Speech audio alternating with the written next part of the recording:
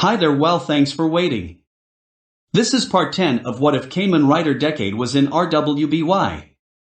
So let's start. Chapter 16, Return. 2019, Pseudo-World of Zio. Why did Kaito kidnap them? Eiji was panicking. Tsukasa had just returned to the house without Sugo, Blake, and Ren. As he had told the writer and the rest of the spatially displaced teens from Remnant, Daiki Kaito had abducted the three. Can you stop screaming in my face? You're giving me a headache. Tsukasa was annoyed by his companion's constant shouting. Having not slept for the past 2 days due to his investigation on another decade, Tsukasa was very tired and wasn't in the mood to listen to everyone screeching.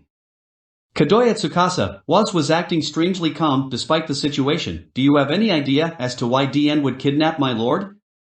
And run too? Nora added. She was clearly upset with her partner's abduction. How about Blake? What does she have to do with this? Yang was basically screaming at this point. This day can't possibly get any worse. Tsukasa muttered under his breath, another migraine making itself known to him. Your friends were just in the wrong place at the wrong time. Kaito probably just took them along for fun. And what about my lord? Kaito said something about having his own plans to you, right Waz? That's most likely why he took Sugo. How did he even find you guys? Where were you? Eiji asked. We were in the world of Blade. Kazuma's world? Why were you there? Blade? Kazuma? Are you two talking about another Kamen rider? RWBY wondered, curious about the writer her professors mentioned. Sugo met him and Hajime in his old world. Tsukasa answered Eiji, mostly ignoring RWBY's question. I thought if he were to see some of the writers he met, it would help jog his memory. So that's what you were up to? Just going around introducing him to the others? Why couldn't you bring us along? Eiji was slightly miffed that he couldn't visit some of their old allies. Hang on. Blake and Ren got the chance to meet more of you?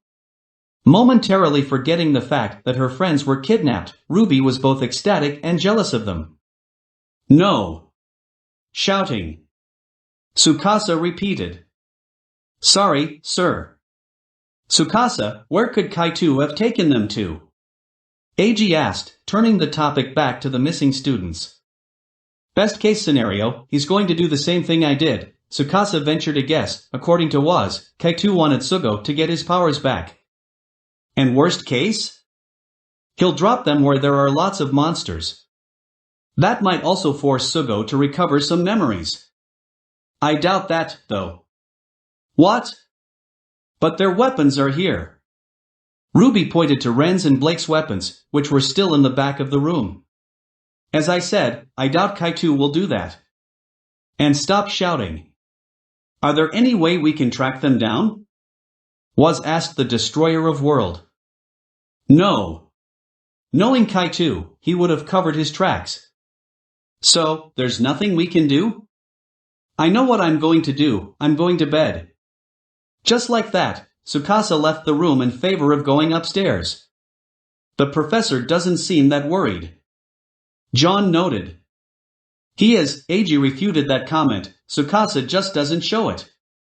Is there really nothing we can do? RWBY asked the vagabond Kamen rider. If Tsukasa says there's nothing he can do about it, then chances are we can't do anything either. I just hope they'll be alright. Unknown world. My true self? That was the thought that had been running through Sugo's mind for the past few minutes. Something about that line disturbed him. It was familiar and alien at the same time. Along with Rin and Blake, he had been left by themselves in who knows where with only that single clue.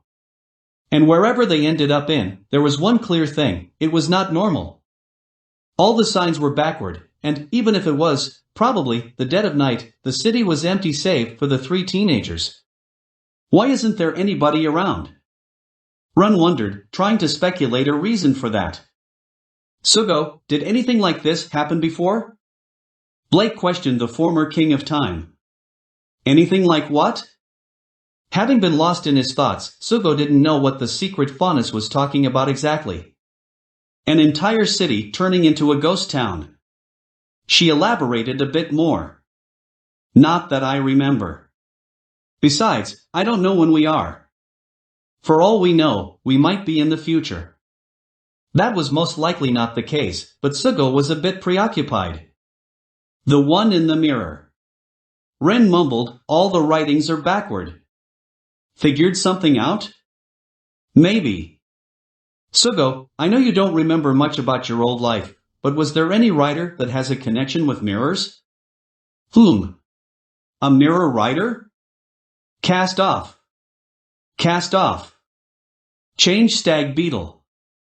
The image of a blue rider with a stag beetle motif flashed through Sugo's head, although he had a feeling that that rider was not connected to their situation. Nothing comes to mind. What about reflections?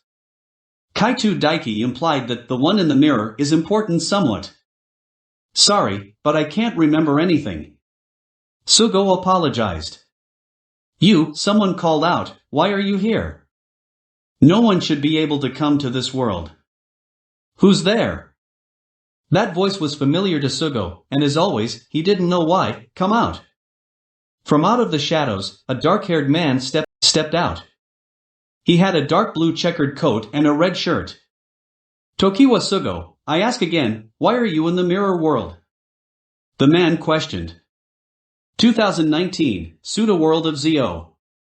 Night had fallen, and things were no longer as quiet as it was before at Tsukasa's hideaway. Mainly because Nora and Yang had both been very unrestful since the news of their partner's kidnapping. However, the fact that Tsukasa was upstairs resting had reined them in a very tiny bit.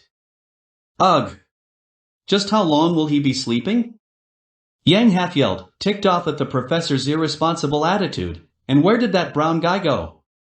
He just took off by himself. Yang, can you please calm down? You heard the professor, Blake and Ran will be fine. Ruby tried to console her sister, to no avail. We don't know that for sure. He only said that he doubted that the one who kidnapped them would drop them in a pile of monsters. Hey, Professor Hino? Para addressed the vagabond rider. Do you have any idea where they might be? Tsukasa said that he was trying to get Sugo to remember his old world and that meeting the other riders was the best way to do so. Eiji was unaware that they only were watching from a distance and not actually coming face to face with the past riders, but was mostly right, but that still leaves at least 16 possibilities. Eiji was excluding his own and Kazuma's world. He already knew that the four were in the latter's world and, not knowing that they were also traveling through time or that they already have been there, didn't think that they would be in the world of OO. Sugo's and Tsukasa's world were already out by default. At least 16? Just how many of you guys are out there? Nora had overheard them talking and was not taking that fact well at all. I have no idea. So it could be more than 16? Yang was the one who was shouting this time. No. It's definitely just 16 worlds. Eiji tried his best to calm them down, only to fail as well. And how can you be sure of that? Well, there's just 20 Heisei Rider worlds, and I'm sure they're not in 4 of them. Technically, there were only 19 Rider worlds at the moment, as the one they were in doesn't count, but that didn't matter.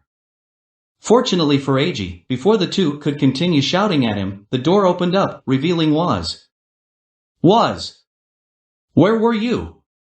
Eiji was quick to change the subject, not wanting to get shouted at. I was at my lord's residence. Waz was as formal and calm as always. I had to inform his uncle that he would be away for some time. And that took hours? Yang was still a bit agitated. I apologize for taking some time, but Junikura had invited me for dinner. I couldn't refuse his offer. So while we're here worrying about our teammates and your lord getting abducted, you've been out eating? How Tsukasa had not woken up by now was beyond Eiji. Correct. Mirror world. Who are you? How do I know you? Sugo knew the man who appeared before him and the others. But his name escaped the King of Time. Sugo, is he a Kamen rider too? Ren whispered, not sure what to make of the man. I don't know. Well, he clearly knows you. You two are normal humans, the man stared at Blake and Ren. It's best you leave before it's too late. Too late for what? Blake asked, only to be ignored as the man had turned to Sugo again. What did you do? Why does he no longer accept me?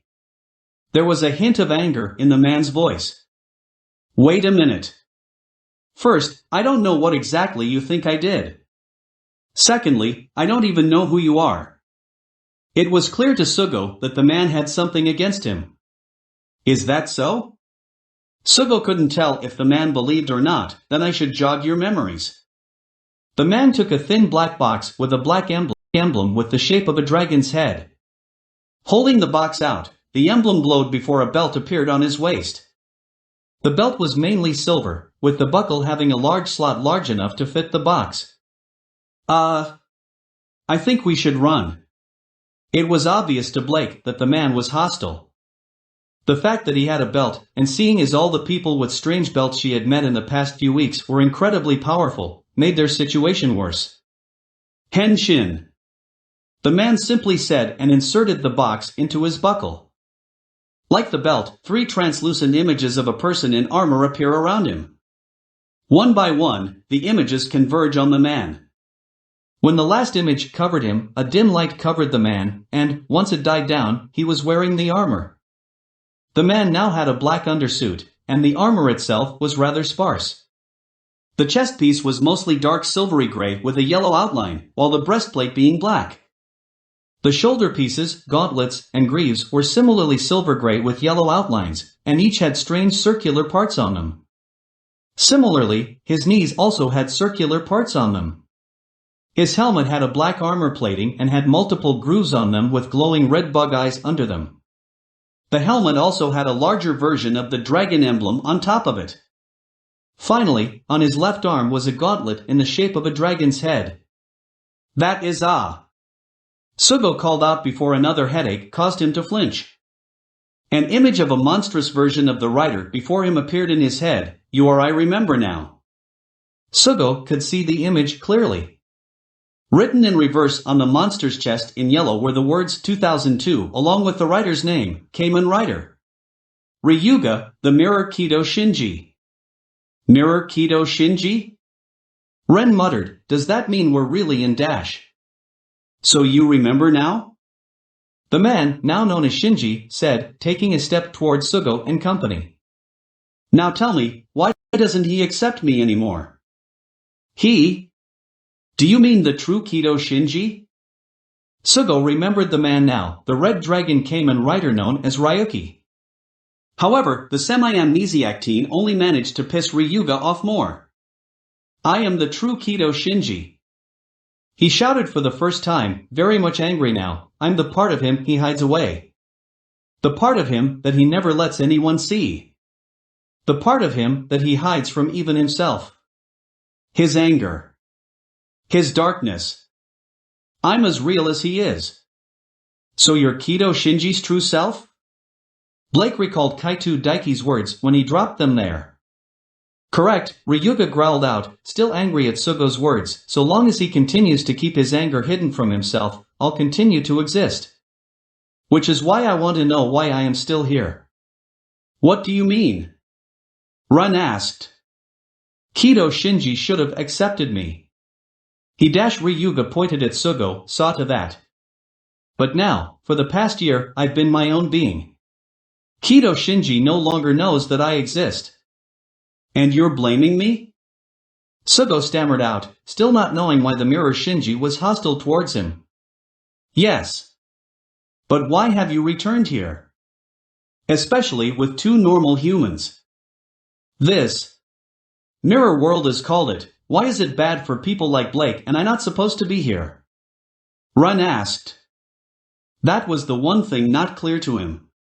Because, should you spend too much time here, you'll disappear. Ryuga answered. Disappear? What do you mean by that? That question went unanswered as the mirror rider turned to Sugo again. You remember me now. So I ask again, why are the two of us separate again? Well, I think I have an idea, but I may be wrong. Tell me. Okay, Sugo jumped at the writer's shout. Was told me that my world restarted from September 2018. I think the RWBY, Kido Shinji no longer accepts you is because, for him, it no longer happened. Explain. Ryuga commanded. The events that led to him accepting you no longer occurred. So he no longer knows you exist. Sugo let out a fake smile, somewhat terrified at how the Dark Rider would react. So it was your fault. See ya. With that, Sugo took off running and dragging the other two with him, not interested in sticking around. 2019, Pseudo World of ZO. What time is it now? About 11:45. Their worry over their teammates' kidnapping had kept the teens from Remnant awake. All they could do was wait for their professor to wake up and find the three. The remaining two writers, mostly Eiji though, in the meantime, had taken to trying to narrow down in which world where the three might be. Think Eiji, said Ryder was smacking himself in the head, think of how Kaito would act. Where would he take them? He wasn't getting too far. What would Tsukasa do? Eiji groaned. Apparently, he would go sleep instead of searching for them. Yang was still pissed off at that. If on cue, the doors opened, revealing the Destroyer of Worlds. Finally! Yang exclaimed as Tsukasa walked into the room. Get your things, he ordered the group, we're going back to Remnant. Wait, you mean now? RWBY shouted, surprised at what Tsukasa said. What's wrong? Isn't that what you want? Tsukasa asked. Yeah, but what about Blake and Run? And Sugo? I'm sending you all back first, then I'll go find them. He explained. Wait, Tsukasa, Eiji said, do you know where they might be? No, which is why was coming with me. Me? That caught Waz's attention, as he had been looking around the room to pass the time. That book of yours, it details the rise of ZO, right? I see where you're going with that, but it has barely changed since the reset. We won't be able to find them that way. Waz said. But we will. Kaito wants Sugo's memories and powers to return, and when that happens. And when that happens, the book will change, and we'll know where and when my Lord regains his powers. Waz finished. I have no idea what's going anymore. John muttered, not following what the two were saying. I don't think we really even knew in the first place. Pira said. Regardless, I'm dropping you all back at Beacon. You've been away long enough, Tsukasa told the Beacon students, plus Penny, how about you, Eiji? What about me? A confused Eiji asked. You want me to send you back to your world, or do you want to stay in Remnant for a while? Oh, Remnant. Don't forget, we promised Ojpin that we'd help him. Eiji answered. You promised, I didn't. You dragged me into that, Tsukasa corrected. Now, are you all ready? Without waiting for an answer, he opened a dimensional wall.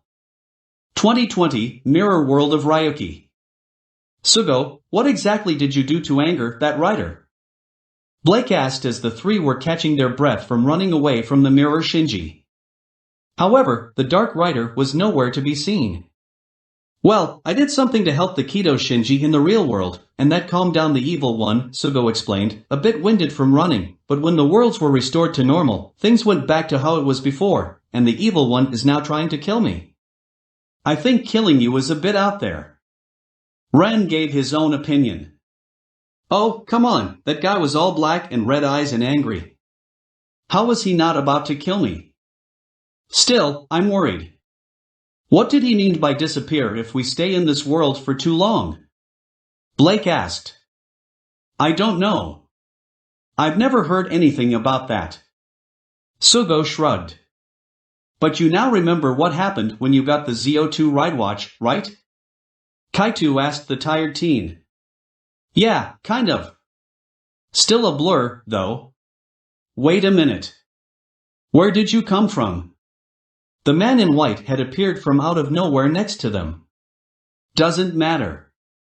We better get out of here before Ryuga finds us. Kaito answered before opening a dimensional wall that enveloped them, taking them into another world. World of Remnant. Ojban had not been having a good day, or to be more accurate, a good past 2 months.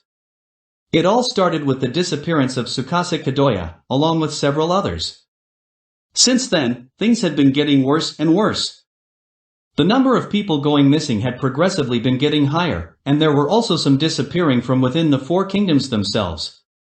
That had unsettled most of Remnant. And with that, there had been more and more grim attacks as of late. Even now, a couple of days before the Vital Festival is to begin, the Council of Vale were still in discussion on whether or not to cancel it. Taking a sip from his mug, Ojban mentally prepared himself before reading the new set of reports that had been sent to him. That was until a sight he had been hoping to see for the past 2 months appeared before him. The silver walls that the substitute combat instructor of Beacon summons. Shortly after, a familiar group of people came through them, led by a familiar face. Tsukasa Kadoya? Ojban smiled. To be continued.